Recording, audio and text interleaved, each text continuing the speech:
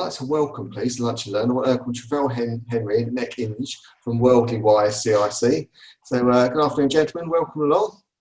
Good afternoon, Roland. Thanks for inviting us along. It's no problem at all. Really looking forward to hearing about this. So I know a little bit about Worldly Wise, but I'm really looking forward to hearing a bit more about it, and about how he started it, and about how it actually works. I've been looking at the website the last week or so, and I've heard a bit about it from Trevel. So yeah, I'm really looking forward to hearing about this. So perhaps, guys, perhaps introduce yourself and tell us a little bit about yourselves, and then we'll get into the actual presentation. Yeah, certainly. I'll go first then. Yeah, just to give a little bit about me, and obviously we'll get on to Worldly Wise, as you say. But and again, thanks for inviting us along. I'm Trevel Henry. There's two hats here. Obviously, we're here as co-founders of Worldly Wise, but from a background context, just to lead in towards today, as we'll talk about ourselves in a little bit more detail in the company Worldly Wise CIC. I'm originally from Manchester. Born and bred. I went into the army, left school at 14, went straight into the army. Nick said this a million times before, but just to point out, I wasn't in trouble. My birthday just happens to coincide that it's in the summer months in between the school term periods. I spent a long time in the army. Back then, I'm a little bit older than most, but doing what most people did back then. Travelled around in uniform, going overseas, providing support for the local communities and in the UK as well. Left the army, went to work at Kent Police, where I was known as the job title was physical training instructor. I think most people are familiar with that term these days. A lot of fitness and doing the kind of police self-defense. I mean, that's not the official title, but that's what most people know it as. And whilst I was there, I got involved in kind of community engagement work around many areas, but particularly around managing challenging behaviour and supporting various groups. And basically, when I left there in December 2015, then I got into NVC awareness full-time, around conflict prevention and management and diffusion and de-escalation. You know, so that's just a little bit of a kind of intro and snapshot about me. And obviously, as we go along, hopefully people will get to know more about me and Nick as we're talking through. Thanks. Thanks, Trevel. I'll hand over to you, Nick. Cheers. Yeah, nice to meet you, Roland. And thank you for your time this afternoon. Yeah, my name's Nick Inge. I am 51 years old, having retired from the police, Kent Police last year. Done 25 years in the police. In Kent, and before that I went to Newcastle Polytechnic and got a degree in economics for what it's worth. Took a few gap years. You should only take one, but I took a couple.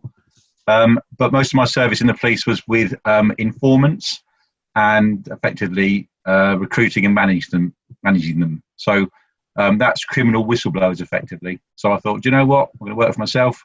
I'm at the police when I did, and set up a whistleblowing consultancy, which is very specialist, called iTrust Assuarance. And what we do is we act as a third-party administrator. We partner with a company in Dubai called Alethea. They're a tech company, and they supply a whistleblowing app to organisations to allow their staff to safely speak up anonymously. And we act as a third-party administrator for that, which is going great guns. And obviously with lockdown and what have you, there's a real need for people and organisations to reflect and go, do you know what, have we got a speak up culture within our organisation? So that's that. I'm also, along with Trevel, a volunteer enterprise advisor for the Careers and Enterprise Company. And my school is the Mallings School in East Malling, and we help them with their careers structure effectively and their Ofsted reports in terms of careers. And most recently, unbelievably, I am now a director of Gillingham Town Football Club, which is based in Sittingbourne, a community club with strong links to famous ex-Arsenal footballers, Gilberto Silva, Denilson, Eduardo, and we've been in the press recently in The Guardian, soon to be in The Sun, and other papers as well. And then obviously Worldly Wise, co-founder with Trevel. So that's my background, really. Great, thanks. Both very busy then, by the sound of it. Yeah, very busy. Really. Yeah, thanks for that introduction, guys. I'm going to hand straight over to you so we can get the maximum time so you can talk about Worldly Wise. Yeah, looking forward to this. Like I say, if you've got any questions, anyone, please do send them in the comments box on Facebook Live. And yeah, I'll let you guys talk about Worldly Wise, and then we'll come back to the questions afterwards. Okay, all right. Thanks, Roland. What I'll do then, I'll pick it up from here at the moment then. And what we'll do is, it'll be in two parts. I'll give you a view from a kind of when we first met in the inception up to what we call phase one of the program. And then Nick will take you on to phase two and some of the, some of the development areas we're moving on into then, just so people get a good background with themselves from there. So in the first instance, then what happened was Nick contacted me one day because his daughter Eleanor, and two of her friends were looking to go basically backpacking overseas. And whilst he was looking around for a backpacking course, he couldn't find what was suitable to his particular needs. You know, there's lots out there, but he couldn't find a particular one that suited his needs. And as we've been friends and colleagues at Kent Police for a good number of years, he contacted me under the umbrella of MVC, and could I, you know, support his daughter and her two friends, basically to put a program, you know, I'm going to call it around situational awareness, just a bit of confidence, a little bit of kind of communication skills, and some very, very low-level breakaway, you know, self-defense techniques. You know, really just more from a kind of, I suppose, reassurance and confidence point of view, because hopefully we never have to use it, so to speak. It's more about backpacking and enjoying life while she was abroad. We came along, we put the program together, and it's fair to suggest, you know, Nick and I have discussed this, that like most youngsters and teenagers, he was fairly cynical about, well, you know, what are you going to teach me? I know how to communicate with people, as all of us think we do, and we do it well. But it turns out afterwards, actually, you know, we managed to deliver it in the right way, that she thoroughly enjoyed it, her two friends enjoyed it and got a lot from it. And more about confidence, isn't it, really? You know, people just feel more confident about what they're doing. Beyond that, then Nick, of course, was happy because his daughter then, you know, was kind of, let's say, more prepared in terms of her travel, you know, other aspects of it around security, contacts in the Foreign Commonwealth Office and things like that, you know, what you do about if you run out of money and things. And importantly, the links around parents, because the big issue, of course, isn't it, when young people go abroad on gap year travel or go away to festivals, etc., is, you know, we smile there as parents. We're kind of, yeah, we're happy that they're going away, but inside we're kind of churning up because, you know, we're worried about what may go wrong. You know, whilst let's keep things in perspective. Whilst they go away and have a great time, but it doesn't stop that fact of we're just worried deep down inside. We're trying to arm them as much as possible, as much information. You know, so we covered a lot of that. And in fairness, they were already aware of quite a lot of that. So it was just kind of, I suppose, just enhancing their confidence around, you know, what you're doing, your preparation, you know, was going down the right pathways. Eleanor and her two friends went off last year. We're having a great time. And then, you know, something called COVID, I think you're all familiar with that, kicked in. And then life kind of went on hold, didn't it, for a while. She came back and obviously with her friends and family, obviously had a discussion around it, how it went. And then beyond that, Nick contacted me probably around February period. And kind of he'd been reflecting, as he does, on a lot of things, and thinking about ideas and being quite innovative as he is, regarding, you know, well, should we put a program on together, an evening taster session for about an hour or so, maybe an hour, 90 minutes, depending on the numbers we got, regarding children's awareness around gap year travel. And the key areas we were focusing on was, let's say, the confidence around the planning and preparation to go away overseas. Also situational awareness, you know, about when they were there and just being confident, you know, if they went to, let's say, Australia, then just being aware of the local environment and some of the cultural awareness in that particular area. As we say, some basic interpersonal skills, you know, and drugs awareness. And it's more from, you know, just purely from the awareness point of view, you know, because as we know, as we travel around, then, you know, for me, drugs affects all areas of lives, not that people get involved in it, but it's there, isn't it, on the periphery. So just those factors there. And that's what we planned for this taster evening. It was scheduled for the 6th of April. We advertised it on Eventbrite. And very interestingly, we had approximately 37 responses. This was up to about early March, because as we know, that's when kind of lockdown as such, as we call it colloquially, kicked in. At which point, obviously, we had a review. And, you know, at that time was with most of us, because the government were talking about it could be 3 to 6 months before we come out of lockdown, which interestingly, we're in those periods now, really. We decided then to let all those people who booked know that actually we'd have to put this on hold until such time as things changed. As I say, we'd had about 37 bookings, but if you double that number, because whilst it was aimed at young people, teenagers, maybe from about 14 or 15 years of age up to about 23 perhaps, or maybe slightly older, depending on but that age group focus. It was also, you know, focused towards the parents and guardians, because again, whilst it's about the children and their enhanced confidence to travel overseas and be switched on to what's happening around and have a good time, of course, because that's, you know, that's the aim. But at the same time, as I say, the subtleness of parents being very confident that their child was prepared as much as they can. You know, think about planning and preparation. You know, those cliches we use, but they're very important. Yeah. So as I say, we'd had certainly about, you know, 70 odd bookings, and it's fair to suggest, you know, that was early March. I'm very confident we'd have hit 100 plus. Yeah, but because we had to postpone it at the time, which is now cancelled, of course, then we were getting into network meetings as everybody's doing these days now, and certainly life has moved on quite significantly. But on the back of a contact Nick made in Spain and Madrid, we made a couple of phone calls with a school out there, a private school in Madrid. And on the back of a short conversation around our gap year program, they wanted to book us to go out to Madrid and deliver the program, which for us was a bit of a wow factor after a 20-minute, discussion. And we were able to, inform them what we were doing and covering, which is around, the planning and preparation, just, being aware when you're out there, say, situation on the ground, and just around the security and confidence element of what young people should do when they're out and about. I think it's fair to suggest, because, as everybody knows, Europe were a little bit ahead of us in terms of things like lockdown and restrictions, etc., with themselves. They then informed us that they couldn't go ahead with the face-to-face delivery because of the lockdown period in Spain, Madrid and Spain. So we decided then, with the school really wanting us to kind of deliver this program, to take it online. Yeah, and in fairness, at that time, we didn't have an online program, but through discussions, then we were able to put an online program together, which is looking at 3 modules within effect. 3 one-hour modules, which could be developed, expanded on, or shortened on, depending on, I'm going to say, the school's needs within themselves from there.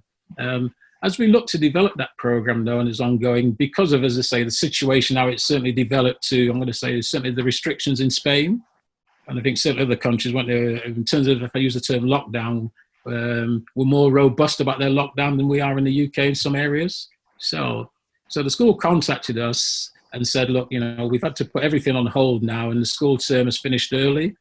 Yeah, but they still wanted a conversation with us regarding when the school recommences, then can they then come back to us about the online program or maybe the face-to-face program? So that's still pending for whenever, we come out of this, so to speak, themselves.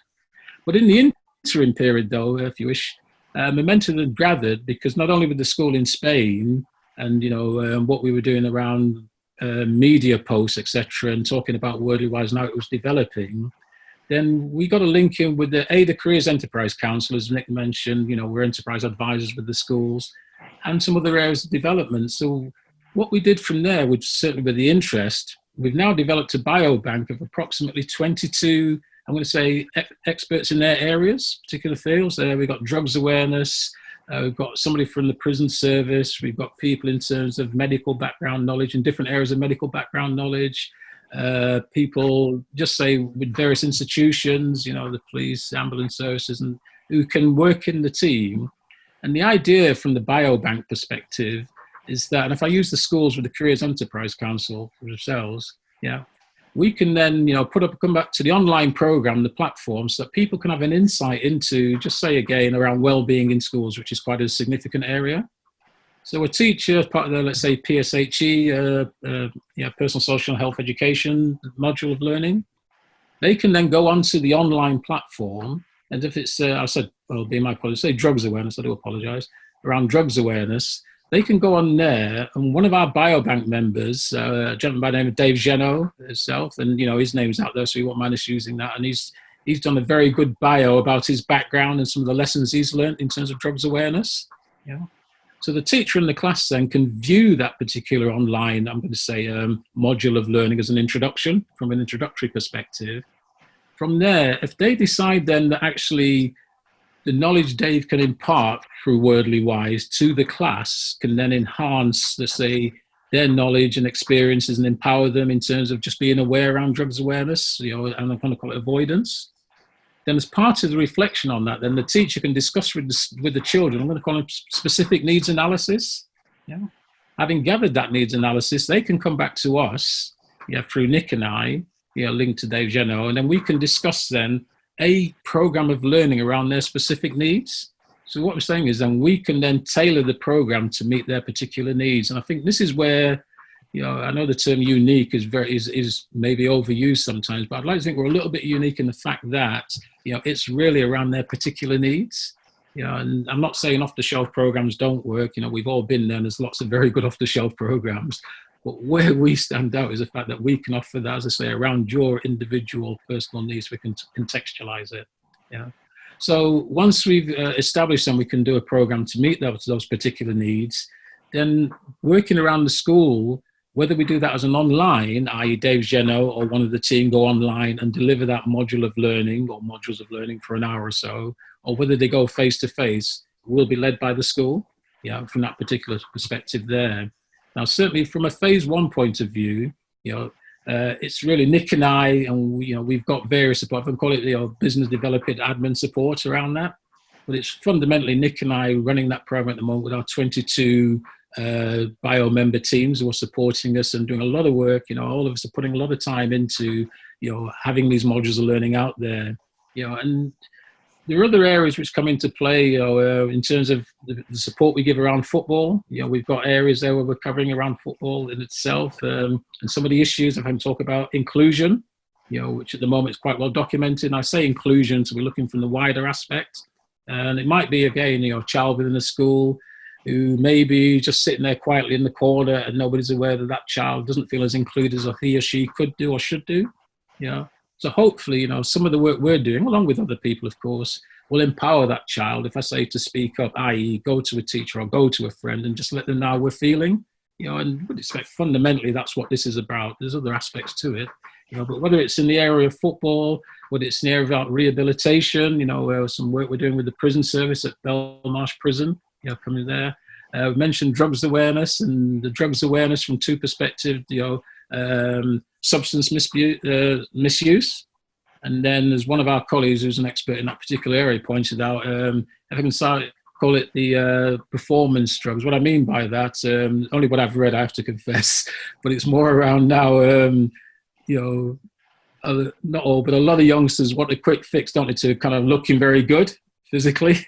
And they're not necessarily going to the gyms now. They want a short circuit and take some kind of drug which will give them that V shape now they talk about. In itself, and it's all about the V apparently these days.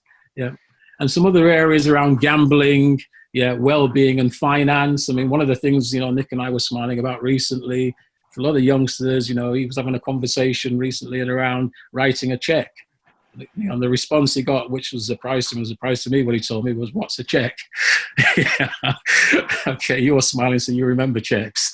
But a lot of youngsters these days, isn't it? Everything excuse upon is by some kind of swipe system yourselves. So when we say financial awareness, and again, it's not to be insulting, or trying to undermine anybody, but it's just sort of based around some finances and managing the finances from a broader day-to-day basis with themselves from there. We're linked in with the sponsorship around, as Nick touched on, Gillingham Town Football Business Club. So, and Nick can talk about that a little bit more detail, something he's directly involved in. But when we go back to the schools and the careers enterprise, the programs we run for schools, we're looking at that being sponsored. That program is sponsored, and it quite rightly, if you wish, a free service to the schools, because that's fundamentally, we're a CIC, that's what we're about. But at the same time, though, although we're there from a social enterprise point of view, with respect, everybody needs some revenue. So if we go back to the gap year programs and some of the other programs I mentioned, but particularly the gap year programs, then, for certain clients, then, there'll probably be a charge for that in certain areas. Let's say the private schools, possibly, just by way of an example. I'm not saying fundamentally that, but it's just that bit to offset, isn't it? Some of the services and some of the development we're doing behind the scenes, which kind of links into that infrastructure. So hopefully, I mean, from this perspective, and I'll give Nick an opportunity to come in as well, just to kind of take it into phase two, and then we just bounce backwards and forwards. But hopefully that gives people, from our inception up to this point, how we formed. The one thing I didn't say, which is a bad omission on my part, I do apologise, is that, we formed the CIC back in June. It was formerly through Company's House. So a lot of the discussions we've had, it's been a case of, people have liked the idea. We've been out there progressing it and develop it towards clients. But the one thing we were conscious of, and we were very transparent about it, is that we haven't actually formed a company as yet. But having said that, I mean, I think there's two very reputable guys then. People kind of were happy then in terms of what we were doing, and the credibility behind it then. And as you say, now you've seen the website is up there running. There's still a bit more information to go into it, but we've registered through Company's House. So that's kind of taken us up to where phase one is. And I'll just let Nick come in, then he can talk about phase two and where we're going from those areas. Wow, Trevel, very comprehensive, mate. Blimey, I'm going to write all that down. Just to rewind slightly. So from a parental point of view, obviously, our daughter Eleanor, she's on her gap year, goes to university in September. But from and I'll talk from an emotive point of view. Trevel's been very eloquent and described it brilliantly in terms of where we are and how we got to this point. But from an emotive point of view, as a parent, seeing your daughter go away on a gap year with her two friends into the Far East. She'd been outside of Europe before, and we'd taken her out there as a family. But her two friends had never been outside Europe. So, you know, when Trevel put this thing together, yeah, the first hour when they came in the house was basically a bespoke course about cultural awareness in Southeast Asia, practical things like, you know, how to keep your drinks safe when you're out in a bar so it doesn't get spiked. And the girls are very cynical, but at the end, like some teenagers are, maybe ours more particular than others, but who knows? But they really loved it. And what Trevel didn't say as well, so our son was 16 last year, and he was off to his first festivals in London, living in a nice area of Kent. And I said, Louis, look, it's a whole different ballgame up there, mate. Finsbury Park is not Addington Park, right? It's a whole different world. And I said, look, we can turn this into, I don't know what it was. I'd never even heard of a CIC at that point. I didn't know what it was. So, you know, we can turn this into something about, you know, giving young people drugs awareness. I'm not going to go over what Trevel just talked about, but it just gives us some context. So, you know, going to London for the first time, going into university for the first time in terms of, you know, sexual awareness and mental health and harassment, all that sort of stuff. And from my background in terms of iTrust, it was the whole agenda of speaking up and teaching people from a very young age, look, if you don't speak up when you come to see something at work, when you're on a work placement for 2 weeks, for example, and someone makes a disclosure about bullying or whatever, what do you do? And the world is in the state it is partly because people haven't spoken up in the past, right? So it's that sort of worldly wise advice saying, well, I'm 51 now. I'll tell you what, when I was 16, 17, I wish someone had said to me about, this is my journey. I wish I'd spoken up or been taught about drugs or about gap year, because there's nothing we can't see in the schools that are doing it. They might do it ad hoc, but if you're a teacher running a PHSE session, you're going, right, who knows a teacher, who knows a police officer, who knows a fire officer, who knows whatever. But we can bring this under one umbrella, which is Worldly Wise. As it's developed, it's obviously grown, and Trevel explained about Eventbrite and what have you. But what's happened is we did have that one client in Madrid, but obviously lockdown came in and that's gone, not by the by, but we've obviously gone online with that now. But we've now managed to secure two sponsors, right, with no clients, no website, which is live. We've got a holding page. We're in a very early, we've only been formed as a CIC for, well, the best part of a month effectively now. And we're going, and these people who are sponsoring us, to a large extent, one of the sponsors we've never met physically, right, been introduced through a network. The first sponsor, I've met one of the fellas in the company at a meeting back in February, I think it was. You know, the world has changed massively in the last few months, as everyone knows, right? And we have managed to secure these sponsors and this biobank of fantastic people and develop Worldly Wise all online. We haven't even had a physical meeting with the people in the biobank yet. And what happened was, because it exploded along with our other world as well, iTrust and NBC Awareness, it got to the point where we're having so many people, and it sounds really cheesy, but organically grew that biobank without advertising, that they really wanted to help. So we're sort of riding that wave of social enterprise and doing good on the back of COVID in a positive way, because people want to help out. So you saw that, you know, the response to the NHS Responder volunteer service was overwhelmed in terms of the volunteers that came forward. And it's these people who want to give something back to young people who are particularly suffering at schools, because, you know, our daughter was on a gap year, but our son hasn't been to school since March, but he's been in for a couple of hours since then. But, you know, young people are going to be seeing a whole different world in terms of work and, you know, going on in the future. So that's the phase we've got to, as in the end of phase one, because we couldn't take any more people on the biobank because physically we just can't do it. I mean, I've got a list as long as I'm in terms of Worldly Wise and things to do on it, but we can't physically manage it anymore. So we're looking to sort of like take phase two to and outsource it to a project management team that take that forward. We've got PR involved now. We've obviously got the sponsors, which is fantastic in terms of money coming in. And what we're now looking at is Worldly Wise as like I mentioned, I touched on before, like an umbrella organisation, but then underneath it, the specialities are business-wise, drugs-wise, carers-wise, mental health-wise. You can see how it goes on. And we've got two showcase courses. One is the football wise, and we went in front of the effectively education arm of the English Football League a few weeks ago and presented to them. They were very impressed, and hopefully we're doing some work with them. Likewise, the gap year course as well. We just need to top and tail that. So we've got a travel expert, Simon Calder, involved now. I don't know if you've seen him on the news. He's all over the place in terms of, he's on the TV and the news talking about certainly the restrictions recently in travel and how it's all opened up. So we've got that sort of celebrity endorsement as well. So when we roll it out in phase 2, that'll be the practical element of delivering it into the schools when they go back in September. But we've got that window now where we've got that chance to really nail it and build on what we've got. But we're very ambitious with this, like we both are in our other businesses as well. And what we found is that, Worldly Wise is worldly. You can take this as an online platform across the globe, right? So imagine if you're a teacher in Australia or India or America, and you want to link into the people on the biobank, and you're running an equivalent session in a school in India. You want to speak to people in the biobank, you can do that virtually, right?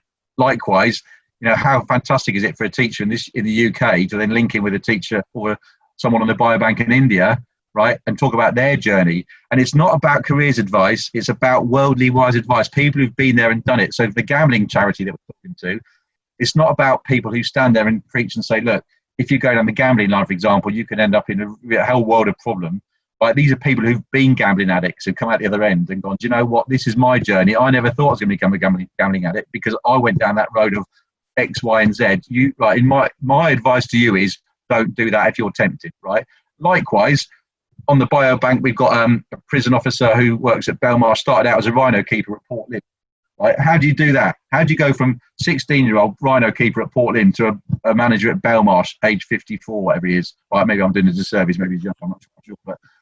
But it's for those people, those young people and those learners in the schools going, do you know what? I haven't got a cat and else chance of doing what I really want to do, or I've got no hope. The job market looks absolutely desperate at the minute.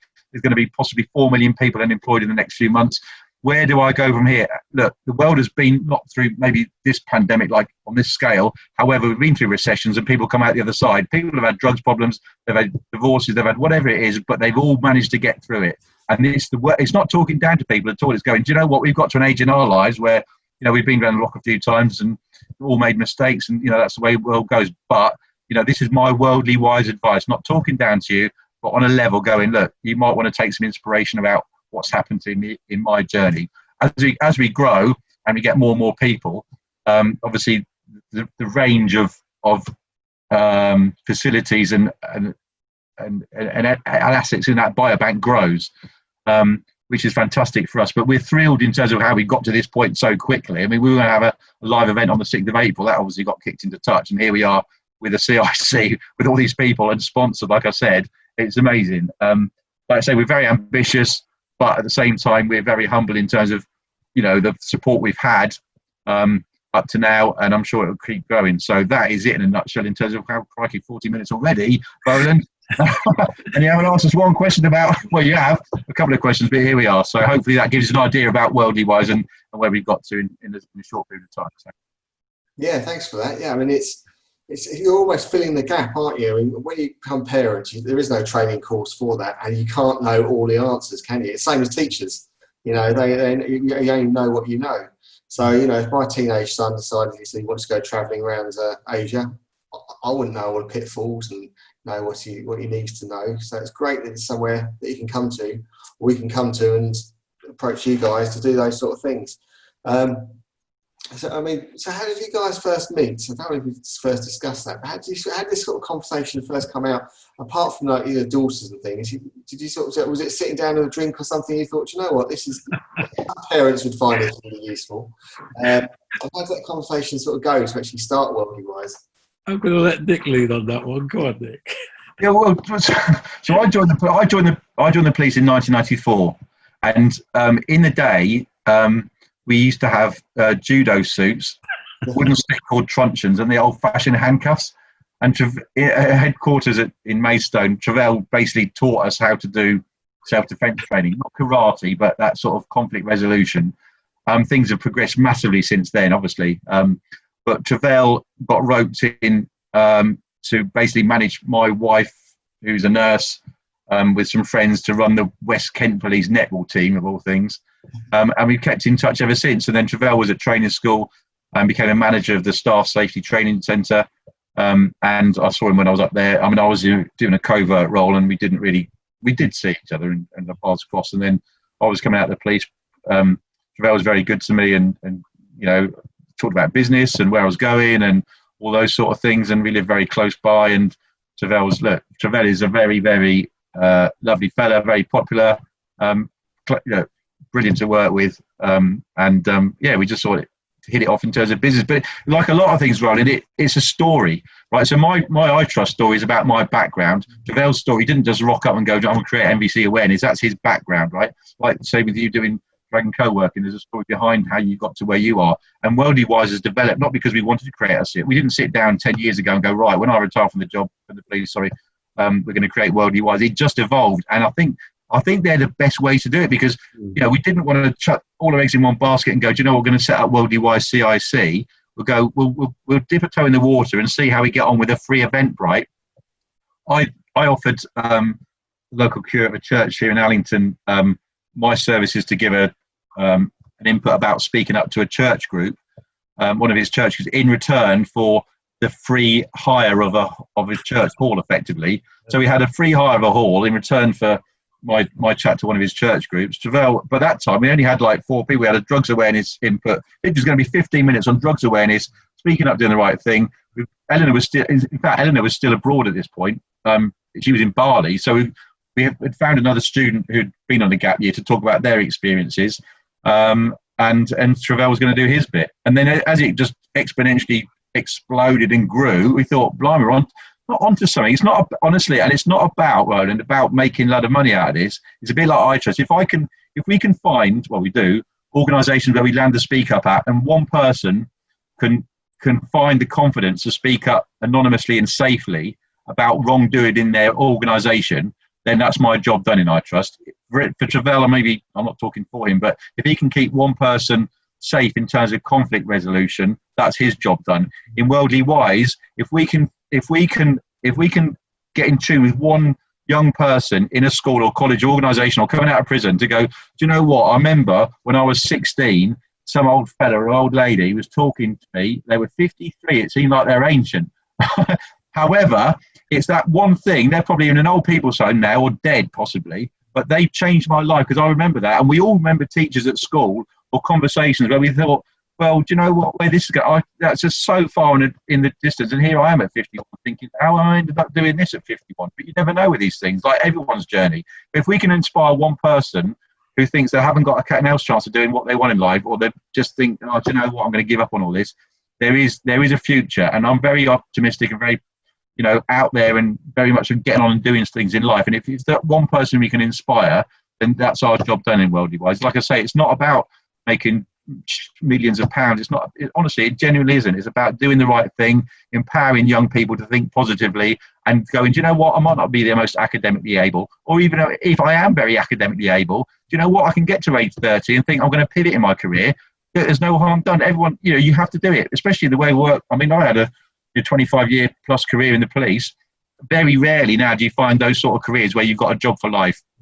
Young people are changing careers changing jobs every few years, and there's jobs out there. They would be doing jobs that don't even exist at the minute. That famous quote we all hear. So it's giving them that optimism, and that outlook to go, do you know what, I can do this regardless of my background. Even if we got Damien Matthew, who's an ex-Chelsea footballer, right? England under 21 star. He's done the showcase football course for us.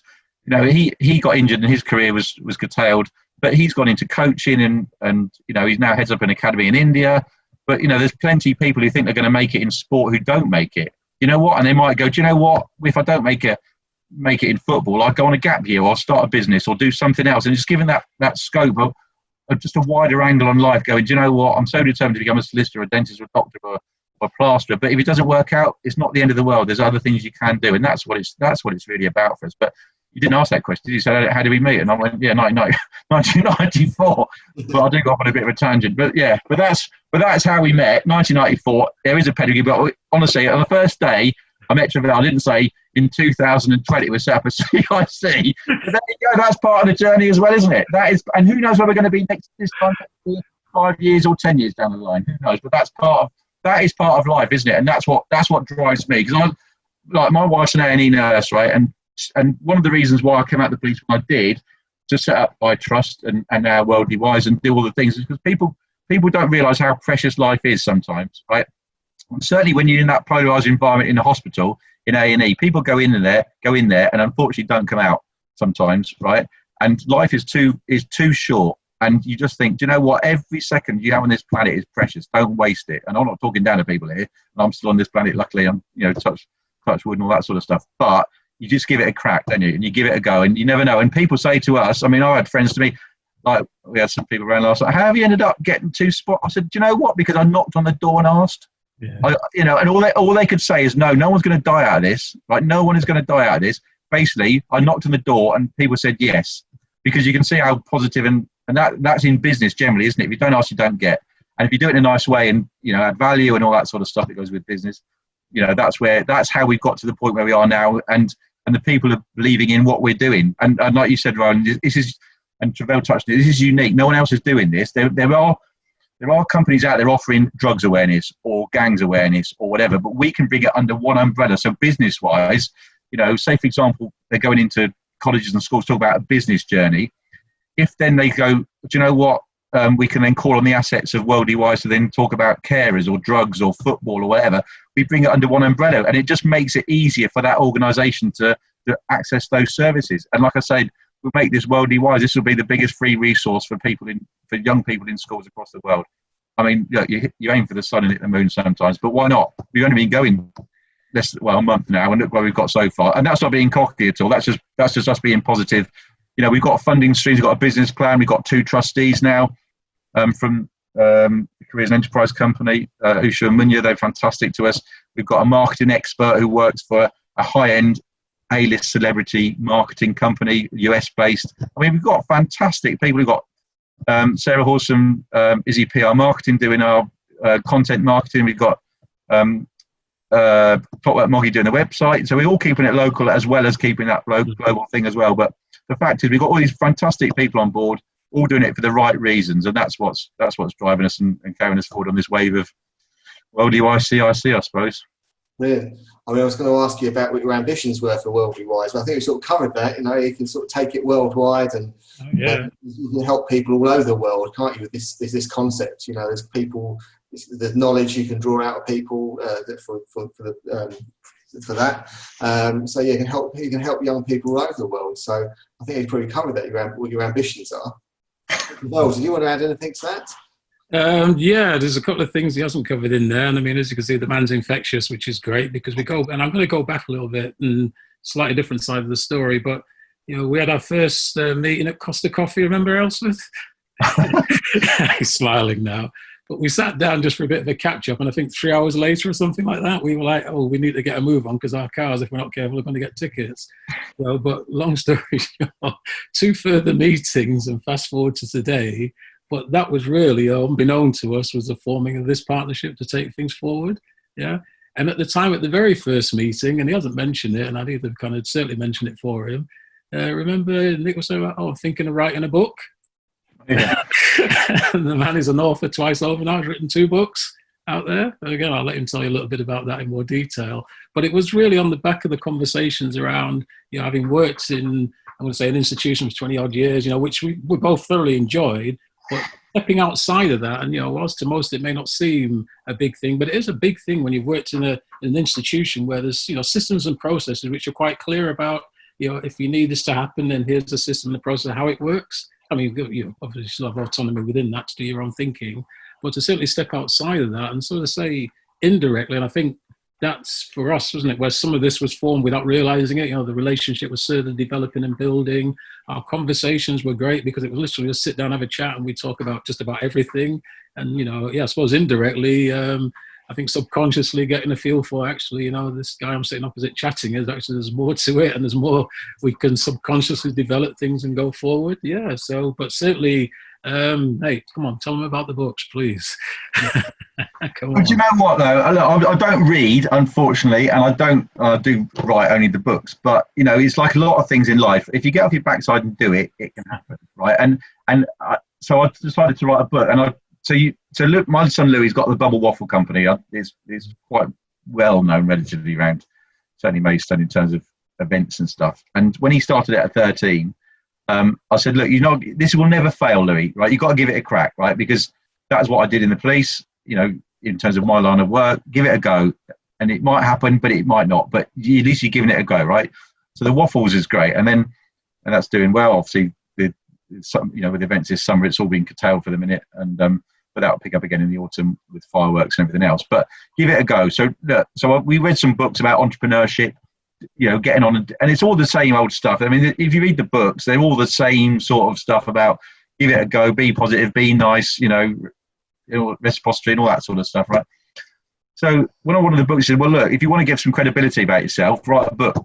So I thought, well, I'll write a book. I'll write a book then. I'll write a book based on whistleblowing. There you go. So I wrote a book. And then I got an offer from a hybrid publisher. I said, well, do you know what? The royalties are ridiculous. I'm going to have to spend a little bit of money getting it published. I'll tell you what, I'll self-publish it. Can't be that hard. Like anything, as long as you just spend a bit of time and figure it out, it's not that hard, all right? And it's like anything in life, isn't it? People seem like they're experts, but you know, just give it a go. And then so I wrote the second book that's going to come out very soon. But just give it a go. And I did some work with a private investigator on Monday, and we were chatting. She's ex-police as well, and Trevel and myself and you and all these people have got their own businesses, and people say, look, they don't all work out. Who knows? But you're giving it a go. And when they do work out, people say, like Louis with his bubble waffle, right? First of all, people thought it wouldn't work, right? Then it did work. Then they're jealous, and then they said you're lucky, right? All the same sort of entrepreneurial model, right? No different. How do you end up with Worldly Wise? How do you end up getting in front of like Kev Campbell, ex-Arsenal footballer, or Simon Calder, travel expert? Do you know what? Because we did. That's what it is. And it's not cockiness, because you pull your finger out and you do it. And that's all it's about. It's about, and I don't even, do you know what? People say to me about iTrust and Worldly Wise. I don't even find it's work. I find it enjoyable. Well, I find it part of my day. And I get a buzz out of, you know, another door opening. And last year, someone kindly introduced me to this multi-millionaire, 20-odd businesses in his mid-60s. And I said to him, I won't tell you who it is, but I said to him, why do you keep doing it? And I met him in the hotel in Brentwood in Essex.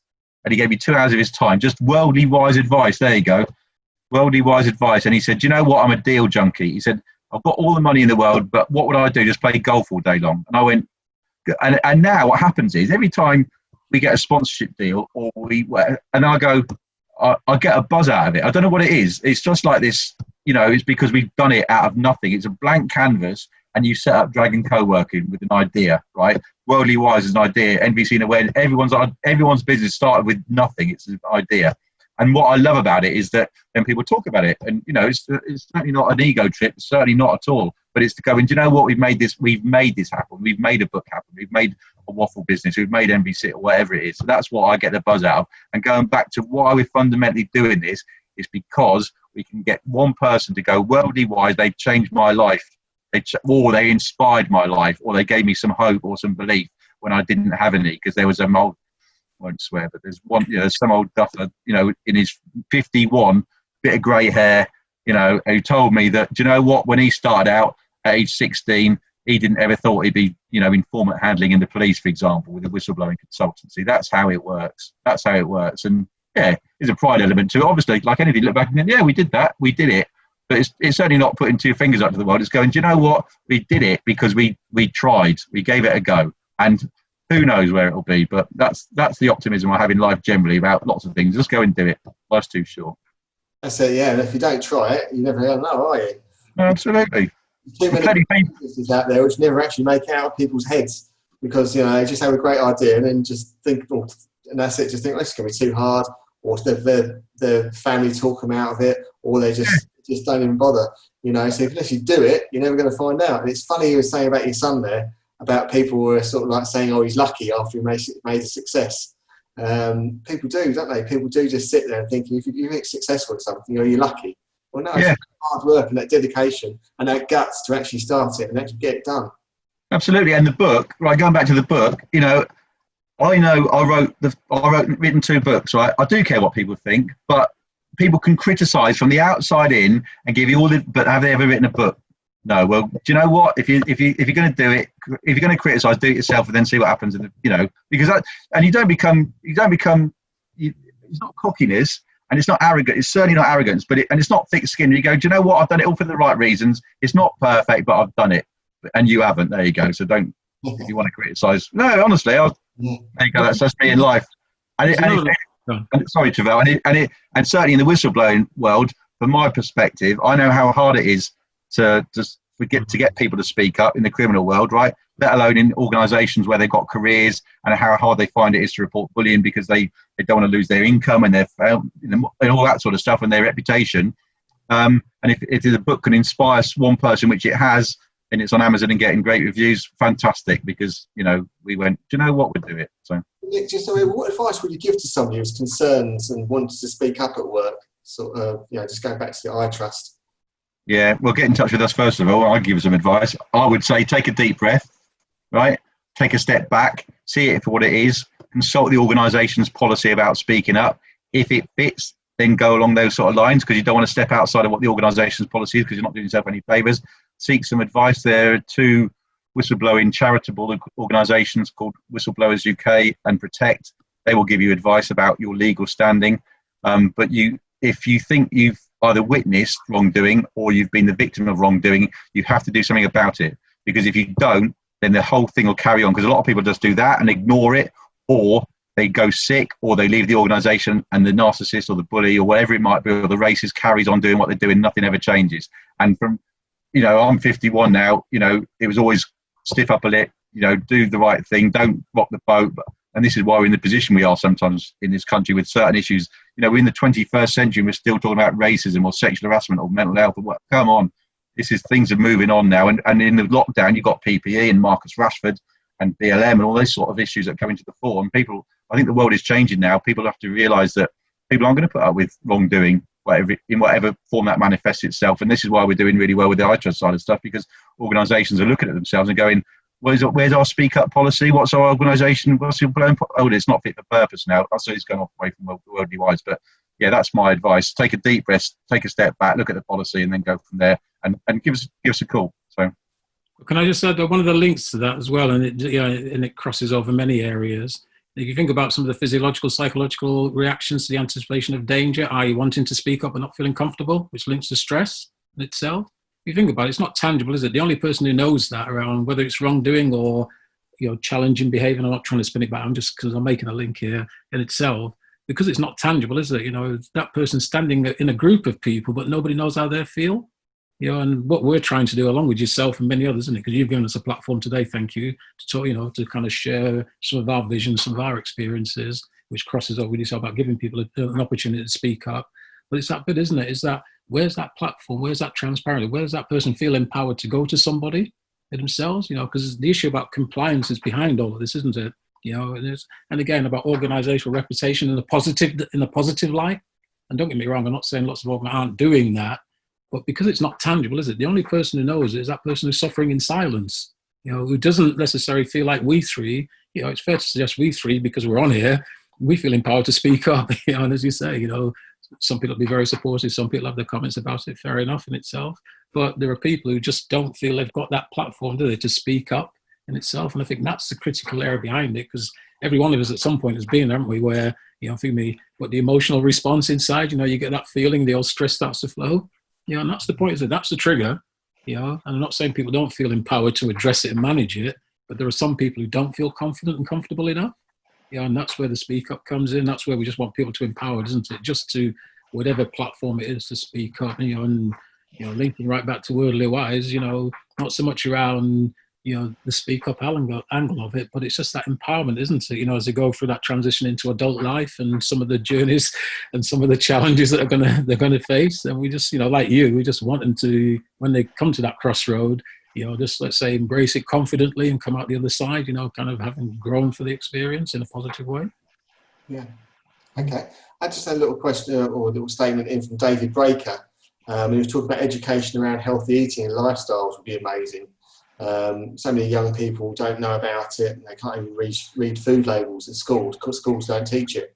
So yeah, I think David Breaker might be, you know David well. Yeah, I was going to say, no, and I'll certainly, I mean, outside of this, and first of all, thank you, David, because I think it's a point, and we're both making notes, and we'll get in touch with you, David, because yes, certainly, I'm sure there's a lot of information we can work with you, and maybe if there's areas we can work together on that to support people, and yeah, we're certainly gladly welcome that. Thank you. Yeah, definitely. Thank you very much. Well, thanks very much, guys. Really appreciate you coming on today. If people want to get in contact with you, the website is worldlywise.co.uk. Is that right? No, it's worldlywisecic.com. So I failed there. I had it right beside. Right. And both you guys are on LinkedIn. Yeah, Yes. massively, with my 6,300 close friends. Brilliant. Okay, can't miss you. Thanks very much, guys. Thanks for coming in. Yeah, if anybody would like to get in contact with you, please do so through those social media or looking at the website. And we'll be back again next week for another Lunch and Learn with Claire Stay. But thanks very much for joining us, Nick, Trevel, and good luck. It seems like you're doing some amazing work, and say it's come such a long way in such a short time.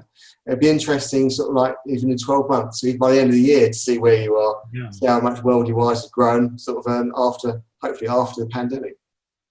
Thanks for your time, Ron. Thanks for inviting us on, mate. Cheers. Speak to you soon. Thanks, guys. Thanks. Bye. Bye-bye.